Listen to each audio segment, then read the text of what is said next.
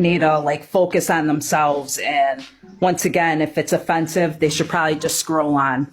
They have an option of picking and choosing. There's a lot of creators on here, a ton of them, and just pick what they like to see. Like my sister, she thought my husband was home when he's not supposed to. He wasn't here. The cop showed up because she called anonymous. She was trying to get me booted out of my own home. My own sister. Jeez. She lived 60 miles, saying that my husband was here when he wasn't. Your sister did that? Yeah. So yeah, you and your sister had like just... I wouldn't give her money.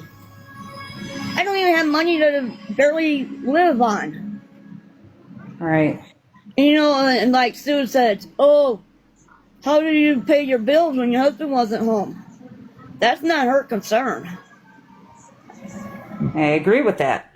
It's no one's concern how I buy my groceries or how I pay my cell phone. It's no one's concern. If I'm not bothering, are you bothering people for money?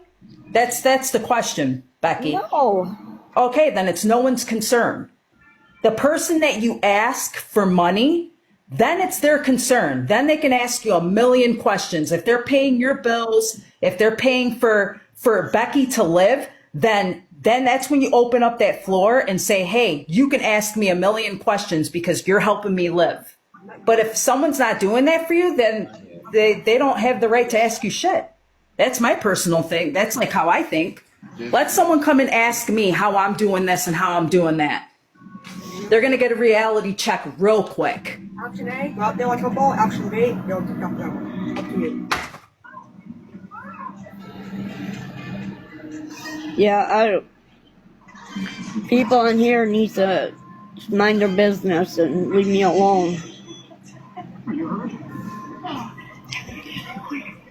Well, I mean, if, the same way that I say that if something offends people about watching, if it's something that's creating a lot of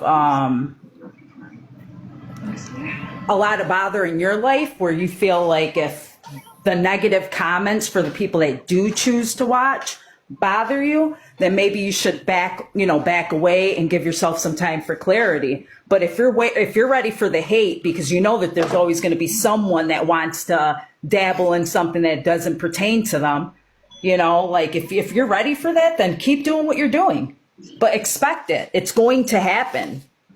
I mean, you got people on here just watching, waiting for you to sit there and blink the wrong way. Yeah, I know. And that's the problem with going live. That's truly the shitty part about it, is because there's always going to be someone who is extremely bored, who just wants to sit there and nitpick. But boy, let them turn the camera on in their house and let that happen to a lot of these viewers. You will see that you are not unusual, because they will get beat down too by another crowd. Like, I had a good friend I watched almost 5 years. Mama Kay. She's from Alabama. She's got a lot of haters. She's got a lot of haters. And the old house she lived in before she moved into this nice fancy house, she had her granddaughter check the mail, and there was a soft package in her mail. She opened it up, somebody shit in that package and sent it to her. So what does that tell you? Like, if you're getting a hater that goes to that point, telling you how much of a piece of crap. I don't know who Mama K is. I really don't care what people are labeling her as. I don't watch her.